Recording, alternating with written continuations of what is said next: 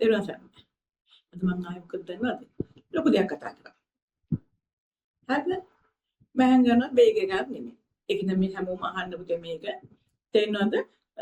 ඒ කියන්නේ දෙමව්පියෝ මගේ පන්තිවල එන සිසුන් මගේ පන්තිවල හැමතිස්සෙම ඕන කරන පන්තිවල සිසුන් මේක අහයි. ඒ වගේම එම ගුරුවරුත් මේක අහයි. හරිද? මෙන්න මේකයි. දැන් මම බේකරි පන්ති දැම්මා පුතේ මම පන්ති දැම්මා. ඒතර මට ගොඩක් කාලේ සිසුන් කතා කරනකොට ඇත්තටම පුතේ ඒක දෙමව්පියෝ මෙයා ගන්නවන්න පුළුවන් ළමයිට. ළමයි දන්නේ නැහැ ළමයි දැන් බලන්නේ මොකක් හරි වැඩක් කරලා ෆෝන් එකේ ඉන්න විතරයි දන්නේ. ඩිසිප්ලින් කියන එක ළමයි කිසි දෙයක් දන්නේ නැහැ. මම මේ අම්මලාට විශේෂම කතා කරන්නේ. පැහැදිලිද? මොකද හේතුව මේ දවස් ටික හැමදාම අලුත් පන්ති පටන් ගන්නවා. මට කෝල්ස් එන්නේ කොහොමද? මම දැන් ඔෆිස් එකේ ළමයින්ට මට කියනවා. ඒකයි කියන්නේ විශේෂම ඔෆිස් එකේ ළමයින්ට මට කියනවා මේ නමම මටත් එනවා. මේ ඔයාගේ පන්ති කවද තියෙන්නේ? මොනවද පන්තිල උගන්වන්නේ? NQ level 4 ගන්න පුළුවන්ද? ඔන්න ඔහොමයි කතා කරන්නේ. ඊළඟට මේ ළඟදී අම්මා කෙනෙක් මට කතා කරා.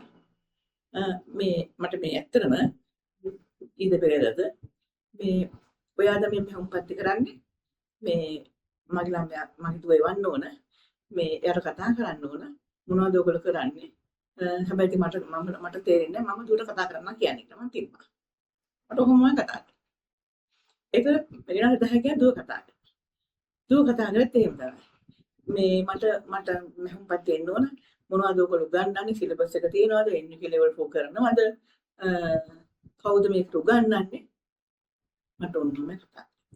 ඇත්තම මට හරි දුක හිතුණා. ਪਰ මම ඔයා මොනවද දැන් කරන්නේ කියලා. මම කැම්පස් එක ඉගෙන ගන්නවා. හිතන්න පුතේ කැම්පස් ඉගෙන ගන්න ළමෙක් අර සාමාන්‍ය පන්තියක් කරනකොට ගුරුවරයෙකුට කතා කරන්නේ. එයා මෙහම ඉගෙන ගන්න ගුරුවරයෙක් ළඟට. අනේ අඩම ටීචර් කියලා, අනේ මිස් කියලා කතා කරන්න බැරිද? මිස් කතා අයින් කරලා දානකොට ටීචර් කියන්න බැරිද? නේ? ඉතින් හිතන්න පුතේ ළමයි කතා ඒ ළමයි කරන්නේ නෙවෙයි පුතේ හැමෝම එහෙම තමයි. ඉතින් මම ගොඩාක් ෆෝන් වල ආන්සර් කරන්නෙත් නෑ පුතේ. සමහර ළමයි වුණේ අනේ සමහර ළමයි හරි ඇත්තටම හරි හොඳ කතා. එහෙම හොඳට කතා කරාම පුතේ අපිට ඇත්තට වෙන වෙන හොඳට කතා කරන්න හිතෙනවා. ඒකෙන්ද මම කියන්නේ පුතේ දෙමව්පියන්ට ළමයිට මුලින්ම හොඳට කතා කරන්න උගන්වන්න පුතේ. මුලින්ම කතා කරන්න උගන්වන්න ළමයාට නේද?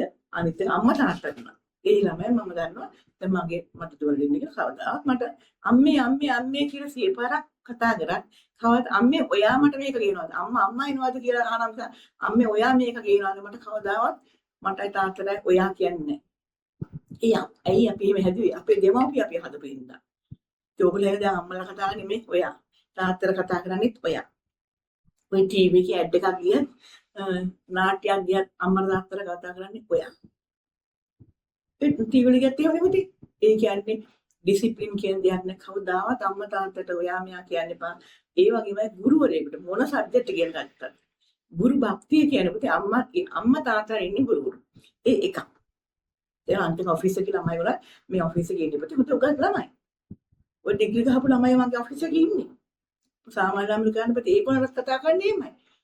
ඔයගොල්ලෝ මොනවද මේ ඔයා දන්නවද ඔයගොල්ලෝ ඔහොමම කතා කරනවා මම තුම කරා ළමයිට කොච්චර දැන් මට ඒකෙන් කියන්නේ මම දන්නවා මේක ළමයිට නරක දෙයක් කියලා. ඒ ළමයිට උත්තර දෙන්නෙත් නැහැ. ඒකම අපි කොහරි මම නම් පුතේ අපි කොහරි ඔෆිස් එකේ වැඩක් කරලා කතා කරගත්තොත් ඕන කෙනක අපි කිය මම නම් කතා ගන්නේ අනේ මිස් කියලා කවුරුද ෆෝන් එක ගන්න. සමහරේ ෆෝන් එක ගන්නේ ඒ ආයතන අතුගාලා ලීඩ් වෙන්න පුළුවන්. අපි දන්නන ඔයා මේ අතුගානෙක් කියලා කියලා අහනවද? මේ ඔයාට මේ මට කතා කරන්න පුළුවන්ද කාට හරි කියලා අපි අහනවද මේ? නෑනේ පුතේ. එතකොට අපි යම්ස් දෙයක් මිස් හරි මොකක් හරි කියනකොට පුතේ. එතකොට අපිට හොඳ ප්‍රතිඵලයක් එනවා. හොඳට ආස කරනවා. කොහොම නෙවෙයි පුතේ. දැන් මම ගිය මාසේ ආරෙන්නේ මම දැම්ම පුතේ මේ මෙහෙට ඇඩ් එකක් මේ අපේ කම්පියුටර් ඔපරේට් කරන. ඒ හොඳ උගත් ළමයි. ඒගොල්ලෝ මුලින්ම මට කතා කරන්න පුතේ මොනවද තියෙන වැඩ කරන්න තියෙන වැඩ මොනවද? ඒත් මම එක ළමයෙක් ගහුවා මේක මාළු කඩේක මාළු විකුණන්න නෙමෙයි කියලා මේ කතා කරන්නේ. කතා කරන සිස්ටම් එකත් ඇත්තටම පුතේ මට මේක නොකියම බෑ පුතේ මම ඒක කිව්වේ අම්මලා මේක හොඳට ඕගොල්ලෝ අම්මලා උගන්වන්න තමයි ජොබ් එකකට යනවා නම් නැත්තම් බැගාවත් එන්න පුතේ කවදාත් උගල ජොබ් එක හම්බෙන්නේ නැහැ. ඒක දැන් පන්ති වෙනකොටත් පුතේ සමහර ඉතින් ගුරුවරු ඉන්නවා පුතේ ඔය ගණන් ගන්න නැහැ. සල්ලි වලට උදවන ගුරුවරු ඉන්නවනේ. ඩිසිප්ලින් ඕනේ නැහැ පුතේ. සල්ලි වලටම ගුරු ඒ සල්ලි හින්දා තමයි පුතේ අපි මේ ළමයි නරක කියලා තියෙන්නේ. සමහර ගුරුවරු හින්දා. ඇත්තටම පුතේ. නේද? ඒ අනිත් එක. ඉතින් දැන් අපි හිතන්නේ පුතේ ඒ වගේම තමයි මම දැක්ක මේ මගේ ළමයට මම කතා කරලා පුතේ. මම මේ හැමදෙස්සෙම මගේ ළමයට මම ක්ලාස් එකේ පුතේ උගන්වන්නට වැඩිය මම ඩිසිප්ලින් කතා කරන්නේ. මගේ ළමයි කවදාවත් එහෙම කරන්නේ. එනකොට කතා කරන්න පුතේ යනකොට කවදාවත් ඒව කතා කරන්නේ නැහැ. ඉතින් අනිත් එක දැන් මේ දැන් සාරි හැට්ටුනම් මම දකිනවා පුතේ. ගුරු සාරි හැට්ටු ගන්නවා. මම ළමයිට දෙන එකම අවවාදේ. තමා සාරි හැට්ට හෝ ඒ ආදාළ මේ පන්තියක් කරනවා සාරි හැට්ට කරනවා සාරි හැට්ට ඇඳලා උගන්වන්න. දෙන්නේ මෙහෙකුත් ඇඳගෙන. ලොකු බ්ලවුස් එකකුත් ඇඳගෙන සාරි හැට්ටේ වැරදි කතා කරනවා සාරි හැට්ට හැලි తీරව කතා කරනවා.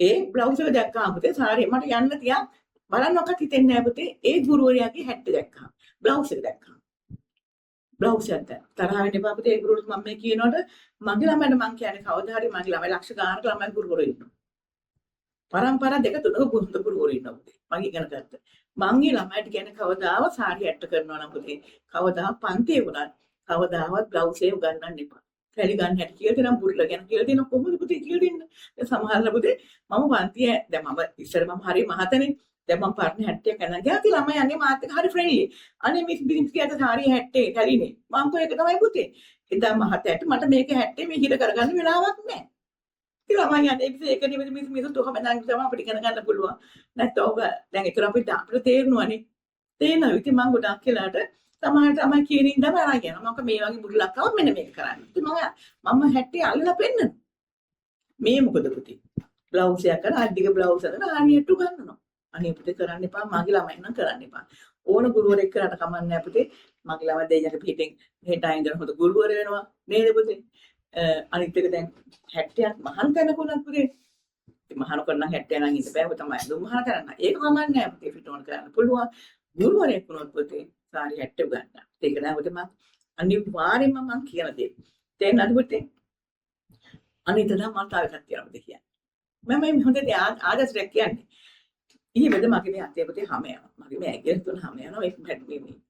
මේ බෝඩ් එකේ පුතේ මේ දැන් අවුරුදු කීයද පුතේ මේ අවුරුදු 45ක් විතර මම මේ චොක් වලින් අදිනන්නේ බෝඩ් එකේ. ඉතින් මගේ මේ ඇඟිලි පොඩ හැම යනවා පුතේ. මම ඊයේද ડોක්ටර්ට ගියා. මේ උතන හැමේ මම යනකොට පුතේ ડોක්ටර්ගේ සෙලුන් එකේ සෙෆරි මේ හොස්පිටල් එකේ දොර ළඟ පුතේ අඩි 6ක විතර පටි දෙකක් තියෙනවා. මේ පටි දෙක උඩ පුතේ සම්පූර්ණම සෙරපු ටිකක්. මට මොකක්ද වගේ පුතේ පින්තූරයක් ගහගන්න. මට ලඩ කරලා දානවා. ඒ විතර නෙවෙයි පුතේ බැංකුවකට ගියත් එහෙමයි. ප්‍රාන්සලට ගියත් එහෙමයි. අර යන තැන දිගට මේ හොඳ වාහන වල පුතේ බහින්නේ. හොඳ වාහනේ බැඳලා හොඳ කලිසම් ඇඳලා මේ නෝන්ල මහතුරු එන්නේ. එතන ඉන්නේ. මම යනකොට හිටියේ. මේ සාමාන්‍ය දුප්පත් කෙනෙක් හිටියේ නෑ. ඒක ප්‍රයිවට් මං ගියේ. අර සේරම පුතේ අර දිගටම අඩිය තියලා යන්න තිබ්බා. සර්ගේ අර කපන පොඩක් ඇල්ලලා ඔයගොල්ලෝ දන්නට මෙතන ආවනම් සර්ට ඇවිල්ලා ගන්න බෑ පුතේ පැටලෙනවා. සේර තේකයි කියන්නේ අම්මලා ඔය ගන්නන්න ඕන පුතේ සේරපොද ගහවා මම දැන් මෙතන නම් බෝඩ් ගහලා තියෙනවා. සේරපො අහවටා තියන්න කියලා.